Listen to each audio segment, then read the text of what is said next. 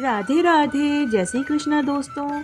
आइए आज हम आस माता के व्रत की संपूर्ण पूजन विधि जानेंगे, उद्यापन विधि जानेंगे। साथ ही हम आस माता की 3 लगातार कहानियां सुनेंगे।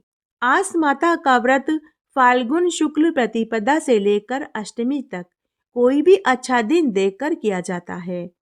व्रत में कहानी सुनी जाती है और एक पाटे पर जल का लोटा रखकर लोटे पर रोली से सतिया बनाया जाता है, चावल चढ़ाया जाता है और 4 गेहूं के या चावल के आंखें हाथ में लेकर आस माता की कहानी सुनी जाती है। हलवा पूड़ी रुपया रख कर कल्पना निकाला जाता है और कथा सुनकर सासू जी को पैर छूकर ये सारा सामान उन्हें देते हैं। अगर घर में किसी के बेटा हुआ हो या विवाह हुआ हो तो आस माता के व्रत का उद्यापन करना चाहिए। तब 7 जगह 4-4 पूड़ी और हलवा रखकर उसके ऊपर नारियल रखा जाता है और 7 सुहागिन महिलाओं को या ब्राह्मणियों को भोजन कराकर ये सारे सामान उन्हें दिए जाते हैं। बोलिए आस माता की जय। अगर आप आस माता का व्रत करते हैं तो साथ में आपको व्रत कथाएं भी सुननी चाहिए, तभी व्रत का पूरा फल मिलता है। बोलिए आस माता की जय। आइए आस माता की पहली कहानी सुनते हैं। प्राचीन समय की बात है। एक नगर में एक राजा था। उसे एक पुत्र हुआ। इकलौता होने के कारण लाड़ प्यार से पलने और बढ़ने लगा। लेकिन बहुत लाड़ प्यार से पाला तो वह जिद्दी हो गया। वह मनमर्जी करने लगा। वह गांव के पनघट पर बैठकर पनिहारनों की मटकी फोड़ने लगा। तब गांव की औरतें दुखी होकर अपनी शिकायत लेकर महल में राजा के पास पहुंची। तो राजा ने अपने पुत्र को बहुत समझाया, लेकिन पुत्र पर पिता की बात का कोई असर नहीं हुआ। आखिर राजा को ही दूसरा उपाय सोचना पड़ा। तब राजा ने गांव में घोषणा करवा दी कि गांव की सभी स्त्रियां पीतल और तांबे के घड़े में पानी भरा करें। उसके बाद गांव की स्त्रियां पीतल और तांबे के घड़ों में पानी भरने कुएं पर जाने लगी। लेकिन राजा का पुत्र शरारत करना नहीं छोड़ा। अब वह उनके मटके का पानी कभी उड़ेल देता तो कभी उनके मटकों को लोहे और पत्थर से फोड़ने लगा। यह देखकर गांव की स्त्रियां पुनः शिकायत लेकर राजमहल में राजा के पास पहुंची। अपने पुत्र की बढ़ती शिकायतों और शरारतों से राजा परेशान हो गया। तब राजा को अपने पुत्र पर बहुत क्रोध आया। राजा ने अपने पुत्र को अपने राज्य से निष्कासित कर दिया। राजकुमार घोड़े पर बैठकर वन की ओर चल दिया। तब रास्ते में उसे पेड़ के नीचे चबूतरे पर 4 बुढ़ी औरतें बैठी हुई मिली कि तभी राजकुमार का चाबुक नीचे गिर गया। तो राजकुमार चाबुक उठाने घोड़े से नीचे उतरा तो उन चारों बुढ़ी औरतों ने समझा कि वह उन्हें प्रणाम कर रहा है। तो उन चारों बुढ़ी औरतों ने राजकुमार से पूछा कि हे पुत्र, तुमने हम चारों में से किसको प्रणाम किया? तो राजकुमार ने कहा कि मैंने तो चौथी माँ को प्रणाम किया है। वह चौथी माँ आस माता थी। आस माता राजकुमार से खुश हो गई। आस माता ने राजकुमार को 4 कौड़ी दी और बोली कि पुत्र, इन कौड़ियों को तुम हमेशा अपने पास रखना। जब तक ये कौड़ियां तेरे पास रहेगी तुझे प्रत्येक काम में सफलता ही मिलेगी। इस तरह आसमाता का आशीर्वाद लेकर राजकुमार एक अन्य राज्य में पहुंचा। उस राज्य का राजा बहुत बड़ा जुआरी था। उसे आज तक किसी ने भी जुए में नहीं हराया था। जब राजकुमार को इस बात का पता चला कि इस राज्य का राजा जुआरी है और आज तक उसे किसी ने भी नहीं हराया, तो वह महल में राजा के पास जुआ खेलने पहुंच गया। राजकुमार को देखकर सभी दरबारी, मंत्री और राजा उसके ऊपर हंसने लगे कि इतने बड़े बड़े जुआरियों ने कभी राजा को जुए में नहीं हराया, यह बालक क्या हराएगा। तब राजकुमार ने राजा को चुनौती दे डाली कि हे महाराज, मेरी एक शर्त है कि अगर मैं जीत गया तो आपको अपना सारा राजपाट मुझे देना होगा। राजा ने इसे मजाक समझा। उसके बाद राजा और राजकुमार जुआ खेलने लगे, लेकिन राजा जुए में अपना सारा राजपाट हार गए। यह देखकर सभी मंत्री दरबारी आश्चर्य में पड़ गए। अब राजा को अपना वचन पूरा करना था। तब एक समझदार मंत्री ने एकांत में राजा को ले जाकर के कहा कि हे महाराज, आप इसे घर जमाई बना लीजिए और अपनी राजकुमारी का ब्याह इसके साथ कर दीजिए, ताकि आपको महल छोड़कर न जाना पड़े। राजा को मंत्री का सुझाव अच्छा लगा। राजा ने अपनी राजकुमारी बेटी का विवाह राजकुमार के साथ कर दिया। राजकुमारी बड़ी ही समझदार और सलीके वाली और सदाचारिणी थी। विवाह के बाद उसे ससुराल और सास ससुर और ननद की कमी खलने लगी, तो वह इस कमी को पूरा करने के लिए कपड़े के गुड्डी गुड़िया बना करके उन्हें सास ससुर और ननद का दर्जा देकर उनके पांव छूती और उनकी सेवा करती। एक दिन राजकुमार ने देख लिया और अपनी पत्नी से इसका कारण पूछने लगा। तो राजकुमारी बोली कि हे स्वामी, मेरी सभी सखियां विवाह होकर ससुराल में गई हैं। वे अपने सास ससुर और ननद की मेरे से खूब बातें करती हैं, लेकिन मुझे तो यह सुख मिला ही नहीं। मुझे भी अपने सास ससुर की सेवा करनी है। पत्नी की बात सुनकर राजकुमार को अपने घर की याद आ गई। उसने कहा कि तुम्हें कपड़े के गुड्डे गुड़िया बनाने की आवश्यकता नहीं। मैं तुम्हें आज ही अपने घर लेकर चलूंगा। तुम अपने सास ससुर और ननद की खूब सेवा करना। यह सुनकर राजकुमारी बहुत खुश हुई।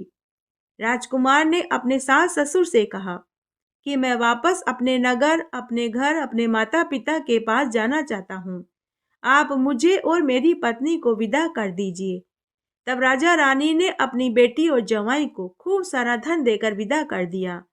राजकुमार धन और पत्नी लेकर अपने राज्य में अपने घर, अपने माता पिता के पास पहुंचा, तो उसे पता चला कि पुत्र के वियोग में रो रोकर उसके माता पिता अंधे हो चुके हैं।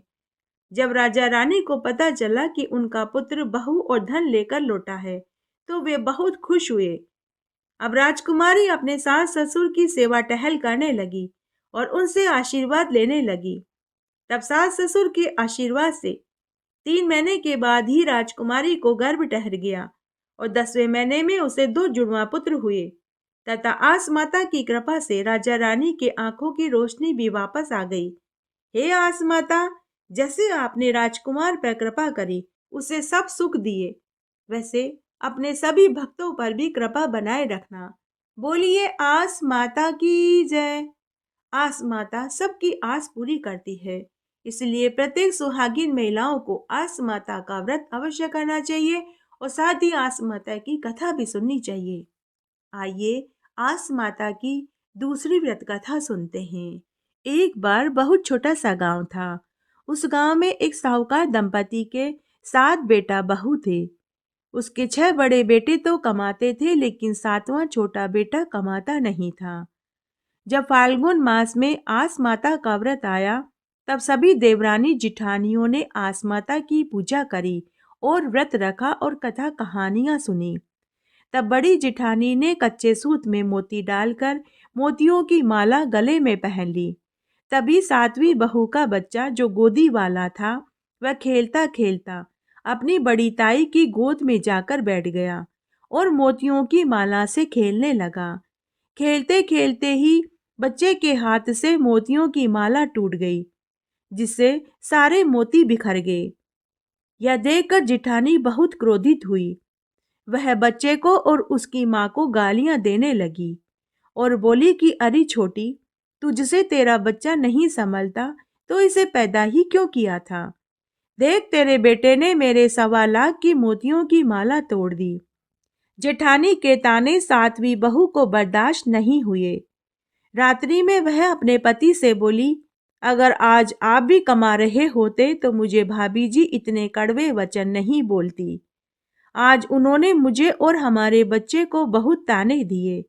अगर आप भी कमा रहे होते तो किसकी हिम्मत होती कि मुझे और मेरे बच्चे को कोई गाली देता। आपकी वजह से इस घर में न तो मेरी और न ही हमारे बच्चे की कोई कदर करता है। अतः अब आप आस माता का नाम लेकर परदेश कमाने जाइए। आस माता जरूर हमारी टेक रखेगी। आस माता कभी भी अपने बच्चों को दुख नहीं देती। तब उसका पति दूसरे दिन आसमाता का नाम लेकर परदेश कमाने निकल पड़ा। अपने पति के जाने से पहले उसकी पत्नी ने निशानी के खातिर अपने पति की चोटी में मांदलिया बांध दिया। इस तरह उसका पति पैदल पैदल बहुत दूर निकल गया। रास्ते में उसे भूख मिली तो वह युवक बोला कि मैं भूखा हूँ, इसीलिए तो घर से कमाने खाने निकला हूँ। आगे गया तो उसे प्यास मिली। उस युवक ने पूछा कि आप कौन हैं? उसने कहा कि मैं प्यास हूँ। तो वह युवक बोला कि मैं सुबह से ही भूखा हूँ, तो मुझे प्यास कहाँ से लगेगी? ऐसा कहकर उसने भूख और प्यास के आगे हाथ जोड़ दिए और वह वहां से भी आगे चल दिया। आगे गया तो उसे नींद मिली। तो वह युवक बोला कि आप कौन हैं? तो उसने कहा कि मैं नींद हूँ। तो वह युवक बोला कि मैं सुबह से भूखा प्यासा हूँ, तो मुझे नींद कहाँ से आएगी? उसने नींद के आगे भी हाथ जोड़ दिए और बोला कि मुझे माफ करो। इस तरह वह युवक आगे चल दिया। आगे गया तो उसे आस माता मिली। वह युवक आस माता के चरणों में गिर पड़ा और बोला कि हे आस माता, मैं तो आपका नाम लेकर ही कमाने के उद्देश्य से घर बार बीवी बच्चे माता पिता भाई भुजाई सबको पीछे छोड़ आया हूँ। हे आस माता, अब आपको ही मेरी मदद करनी पड़ेगी। तब आस माता उस युवक से बोली कि हे पुत्र, आगे जाने पर तुझे एक नगरी मिलेगी। उस नगरी का राजा परलोक सिधार चुका है। वहां की प्रजा राज्य का संचालन करने के लिए नया राजा ढूंढ रही है। तू उस नगरी में चला जा, तेरी सभी आस पूरी हो जाएगी। वह युवक आसमाता का आशीर्वाद लेकर उस नगरी में चला गया। वहां जाने पर उसे पता चला कि उस नगरी की प्रजा और मंत्री नया राजा ढूंढ रहे हैं। तब राजपुरोहित ने मंत्रियों को सुझाव दिया कि नगरी के सभी गणमान्य लोगों को महल में आमंत्रित करो। तब हथिनी जिसके गले में फूलों की माला पहनाएगी, वही अगला राजा घोषित किया जाएगा। तब शुभ मुहूर्त और शुभ समय में महल के बाहर बड़ा भारी पांडाल लगाया गया। नगर के गणमान्य लोगों को आमंत्रित किया गया। तब वह युवक भी उन्हीं के बीच पहुंच गया। तभी एक सजी सवरी हथिनी अपनी सूंड में फूलों की माला लेकर वहां आई। तब वह हथिनी उस भीड़ को चीरते हुए आगे निकल गई और फूलों की माला उसी युवक को पहना दी। तब सभी प्रजाजनों ने और मंत्रियों ने पूर्ण बहुमत के साथ उस युवक को राजा बना दिया। उस युवक ने आसमाता को हाथ जोड़कर धन्यवाद दिया। राजा बनने के बाद उसने सभी दिहाड़ी मजदूरों की मजदूरी पहले से दोगुनी कर दी। इससे पूरी प्रजा उससे खुश रहने लगी। उधर उस युवक के घर छोड़कर चले जाने के बाद अन्य देवता उस घर से रुष्ट हो गए। माता लक्ष्मी हमेशा हमेशा के लिए उनके घर को छोड़कर चली गई। घर में जो धन था चोर चुरा कर के ले गए। अब उन सबको पेट पालने के लिए मजदूरी करनी पड़ रही थी। तब किसी ने उनसे कहा कि फला फला नगरी में एक नया राजा बना है। वह काम कम करवाता है और मजदूरी दोगुनी देता है। तो उस युवक के माता पिता भाई भाभी और उसकी पत्नी उसी नगर में मजदूरी करने पहुंचे। जब वे मजदूरी मांगने महल में पहुंचे तो उस युवक ने महल के झरोके में से अपने माता पिता भाई भाभी और पत्नी को पहचान लिया। उस युवक ने अपने पिता को भई खाते को जांचने का काम सौंप दिया और अपनी माता को महल के मंदिर में सेवा पूजा करने का काम दे दिया और अपनी भाभियों को महल की रसोई में भोजन कराने का काम दे दिया और भाइयों को महल की देखभाल करने की जिम्मेदारी सौंप दी और खुद की पत्नी को तेल मालिश करने का काम दे दिया। तब उसकी पत्नी मन ही मन सोचने लगी कि पराये पुरुष की तेल मालिश भला मैं कैसे कर पाऊंगी। उसने यह बात अपनी सास और जिठानियों से कही तो वे सभी बोले कि अब कोई चारा नहीं, राजा जी की आज्ञा का पालन तो करना ही पड़ेगा। तब उसकी पत्नी घूंघट निकालकर राजा की मालिश करने लगी। जब वह सिर के मालिश करने लगी तो राजा की चोटी में बंधा मांधलिया देख वह रोने लगी। राजा ने उससे रोने का कारण पूछा तो वह बोली कि महाराज, जब मेरे पति कमाने खाने घर से निकले थे तो मैंने निशानी के तौर पर अपने पति की चोटी में ऐसा ही मांदलिया बांधा था। अब न जाने मेरे पति कहाँ होंगे। मेरे पास उनकी कोई खोज खबर भी नहीं। तब वह राजा बोला कि अरे बावली, मैं ही तेरा पति हूँ।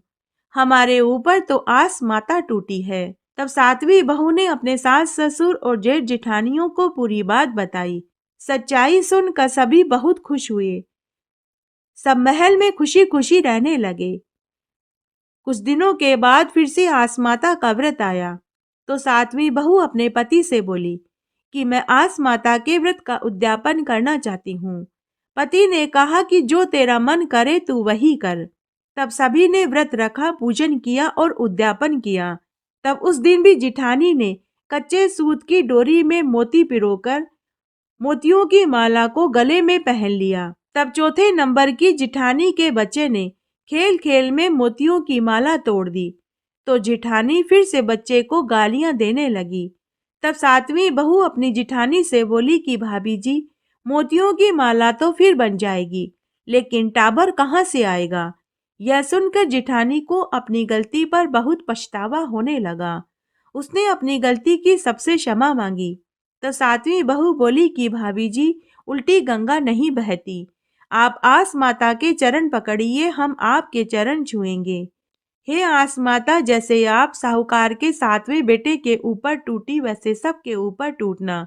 कहानी कहने वाले के ऊपर, सुनने वाले के ऊपर और हुक्कारा भरने वाले के ऊपर सबकी सब मनोकामनाएं पूरी करना। तब राजा ने पूरी नगरी में यह ढिंडोरा पिटवा दिया कि सभी को फाल्गुन मास के शुक्ल पक्ष की प्रतिपदा से लेकर अष्टमी तक किसी भी शुभवार को यह व्रत करना चाहिए और पूजन करना चाहिए। मनोती पूरी होने पर आस माता के व्रत का उद्यापन जरूर करना चाहिए, क्योंकि बिना उद्यापन के व्रत का पूरा फल प्राप्त नहीं होता। बोलिए आस माता की जय। आइए आस माता की तीसरी कहानी सुनते हैं। एक बार एक गांव में एक आसलिया था। वह जुआ खेला करता था। वह हारे या जीते पर ब्राह्मण को भोजन जरूर कराता था। एक दिन उसकी भाभियां अपने देवर से बोली कि देवर जी, तुम तो हारो या जीतो दोनों ही समय ब्राह्मण को भोजन कराते हो, ऐसे कब तक चलेगा। तब एक दिन उनमें आपस में लड़ाई हो गई। भाइयों और भाभियों ने आसलिए को घर से निकाल दिया। आसलिया घर से निकलकर शहर में चला गया और आसमाता का नाम लेकर एक चबूतरे पर बैठकर पूजा करने लगा। पूरे शहर में यह खबर आग की तरह फैल गई कि एक जुए का बहुत बड़ा खिलाड़ी आया है। जब उस नगर के राजा को पता चला तो राजा ने उसे जुआ खेलने के लिए महल में बुलाया। तब राजा जुए में उससे सारा राजपाट हार गए। अब आसलिया राजा बन गया और वह राज्य करने लगा। उधर आसलिया के घर से निकलते ही उसके घर में अन्न की कमी पड़ गई। अन्न देवता उनसे रुष्ट हो गए। माता लक्ष्मी उनके घर को हमेशा हमेशा के लिए छोड़कर चली गई। घर में जो धन था चोर चुरा कर के ले गए। अब भाई भाभियों और माता पिता को भूखे मरने की नौबत आ गई। तब एक दिन वे सभी आसलिए को ढूंढते ढूंढते उसी शहर में पहुंच गए। वहां उन्होंने सुना कि एक आदमी जुए में राजा से सब कुछ जीत गया। तब उन्होंने सोचा कि वह तो हमारा ही आसलिया होगा, क्योंकि हमारा आसलिया जुए खेलने का सबसे बड़ा खिलाड़ी था। शायद वही राजा बन गया हो। वे लोग उस नगरी के राजा से जाकर मिले तो उन्हें पता चला कि वह तो उन्हीं का आसलिया है। तब आसलिया ने अपने माता पिता और भैया भाभी से कहा कि मेरे ऊपर तो आस माता टूटी है। यह सुनकर माता पिता ने अपने पुत्र से कहा कि हे बेटा, अब हमें गांव चलकर आस माता के व्रत का उद्यापन करना चाहिए।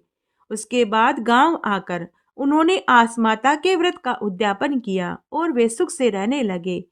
हे आस माता, जैसा सुख आपने आसलिया को दिया वैसा सबको देना। कहानी कहने वाले को, सुनने वाले को और हुक्कारा भरने वाले को। आस माता की सभी कथा कहानियों के साथ में गणेश जी की कहानी जरूर सुननी चाहिए। आइए अब हम गणेश जी की कहानी सुनते हैं। गणेश जी की कहानी। एक बार बहुत छोटा सा गांव था। उस गांव में एक साहूकार दंपति अपने बेटा बहू के साथ रहते थे। साहूकार का बेटा 6 महीने के लिए परदेश कमाने जाता और 6 महीने घर रहता था। साहूकार का बेटा 6 महीने के लिए परदेश कमाने जाता और खूब सारा धन कमाकर लाता। फिर अगले 6 महीने वह घर ही रहता था। साहूकार के बेटे की बहू सभी वार त्योहार के व्रत करती और गांव की औरतों के पास बैठकर कथा कहानियां सुनती थी। साहूकार के बेटे की बहू सभी देवी देवताओं की कहानियां सुनती, लेकिन जैसे ही गणेश जी की कहानी सुनने का समय आता तो वह घाघरा झड़क कर खड़ी हो जाती और कहती कि घर पर बहुत काम पड़ा है। इस तरह वह गणेश जी की कहानी सुनती ही नहीं थी। उसके इस बर्ताव से गणेश जी भगवान उससे रुष्ट हो गए। गणेश भगवान ने सोचा इस साहूकार के बेटे की बहू को तो चटका दिखाना ही पड़ेगा। यह वार त्योहार पर सभी देवी देवताओं की कथा कहानियां सुनती है, लेकिन जैसे ही मेरी कहानी सुनने का समय आता है तो ये उठकर खड़ी हो जाती है। तब भगवान गणेश जी ने उसे सबक सिखाना चाहा। तब एक बार की बात है, साहूकार का बेटा 6 महीने के बाद परदेश से कमाकर घर लौटा तो वह सबके लिए कुछ न कुछ उपहार लाया था। तब वह अपनी पत्नी के लिए मखमल की कांचली लेकर आया। उसे देखकर उसकी पत्नी बहुत खुश हुई। दूसरे दिन साहूकार का बेटा जल्दी उठ गया, लेकिन घर का नौकर शॉल ओढ़कर सो रहा था। तो साहूकार के बेटे ने लकड़ी की मदद से नौकर का शाल हटाकर उसे उठाना चाहा, तो उसने देखा कि उसकी लाई हुई मखमल की कांचली नौकर के शॉल के पास पड़ी है। साहूकार के बेटे को यह देखकर बहुत क्रोध आया।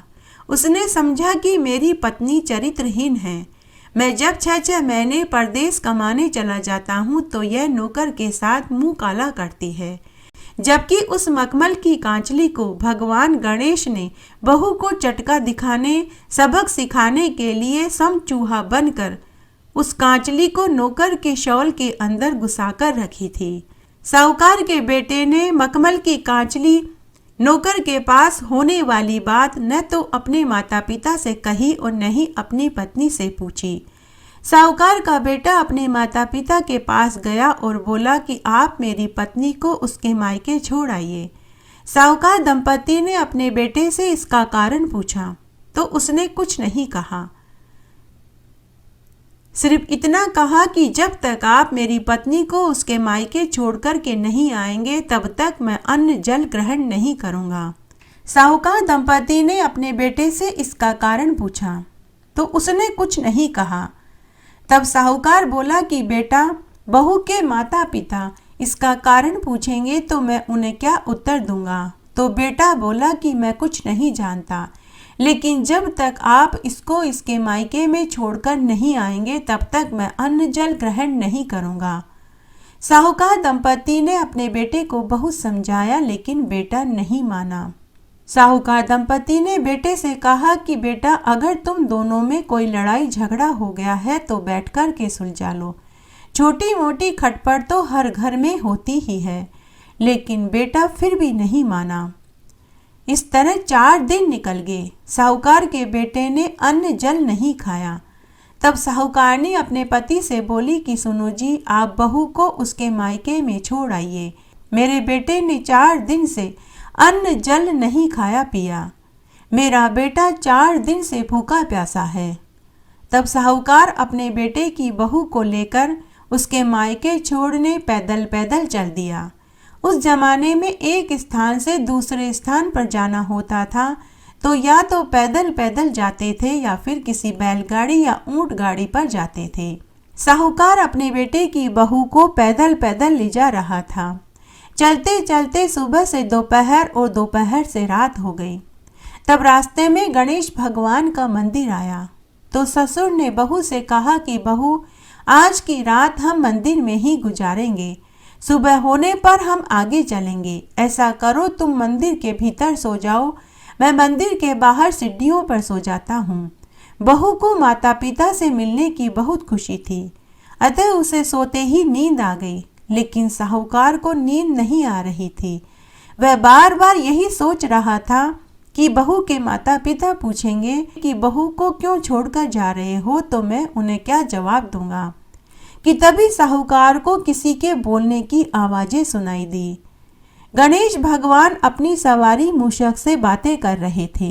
मूषक राज कह रहा था कि हे गणेश भगवान, आज आपके मंदिर में दूर दूर के यात्री आए हैं। तो गणेश भगवान बोले कि काहे के यात्री? इस साहूकार के बेटे की बहू को तो मैंने ही सबक सिखाया है। ये सभी वार त्योहार का व्रत करती है, सभी देवी देवताओं की कथा कहानियां सुनती है, लेकिन जैसे ही मेरी कहानी सुनने का समय आता है यह उठकर खड़ी हो जाती है। इसलिए मैंने इसको सबक सिखाया है। इसका पति एक दिन पहले ही परदेश से कमाकर आया था। इसके लिए मखमल की कांचली परदेश से उपहार में लाया था। मैंने वह कांचली नौकर के कमरे में उसके शॉल में रख दी और सुबह इसके पति ने देख ली। उसने अपनी पत्नी को चरित्रहीन समझ लिया और वह अपनी पत्नी को हमेशा हमेशा के लिए छोड़ने को तैयार हो गया। आज इसका ससुर इसके मायके में इसको छोड़ने जा रहा है। जब साहूकार ने यह सुना तो उसका माथा ठनका। उसे पूरी सच्चाई का ज्ञान हो गया। साहूकार के मन को तसल्ली हुई। उसके बाद वह गहरी नींद में सो गया। दूसरे दिन साहूकार ने अपने बेटे की बहू से कहा कि बहू, अब हम तुम्हारे मायके नहीं जाएंगे। मैंने सुना है आगे रास्ता खराब है, हम वापस अपने घर जाएंगे। घर आने के बाद साहूकार ने अपनी पत्नी, बेटा व बहू सबको बिठाकर गणेश भगवान के मंदिर वाली बात बताई। तब बेटे को सच्चाई पता चली। तब साहूकार दंपति ने अपने बेटे की बहू से कहा कि बहू, आज से तुम नित्य का नियम ले लो। तुम रोज स्नान आदि करने के बाद गणेश जी की कहानी सुनोगी और गणेश जी की पूजा करोगी। उसके बाद ही तुम अन्न जल ग्रहण करोगी और हर बुधवार और गणेश चौथ का व्रत करोगी और हर वार त्योहार पर सभी कथा कहानियों के साथ में गणेश जी की कहानी जरूर सुनोगी और रोज भोजन बनाने के बाद चूल्हे में से अंगीरा निकालकर गणेश जी के सबसे पहले भोग लगाओगी। उसके बाद साहूकार की बेटे की बहू ने ऐसा ही किया। इसके प्रताप से साहूकार दंपति को 2 पोते हुए। धन मिला, सुख मिला, निरोगी काया मिली और मरने के बाद उन्हें वैकुंठ का वास मिला। इस तरह आज हमने आस माता की व्रत कथाएं सुनी। आशा करती हूँ आपको इन कथाओं को सुनने का संपूर्ण फल प्राप्त होगा। अगर आपको ये कहानी अच्छी लगे तो इसे ज़्यादा से ज़्यादा लाइक करें, अपने दोस्तों रिश्तेदारों में ज़रूर शेयर करें ताकि उन्हें भी आस माता की व्रत कथा को सुनने का संपूर्ण फल प्राप्त हो। मेरे साथ बने रहने के लिए आपका धन्यवाद। आगे आने वाली कथा कहानी को सुनने के लिए मेरे चैनल को सब्सक्राइब जरूर करें, बेल आइकन जरूर प्रेस करें, क्योंकि मैं इसी तरह की कथा कहानियाँ अपने चैनल पर डालती रहती हूँ। मेरे साथ बने रहने के लिए आपका धन्यवाद।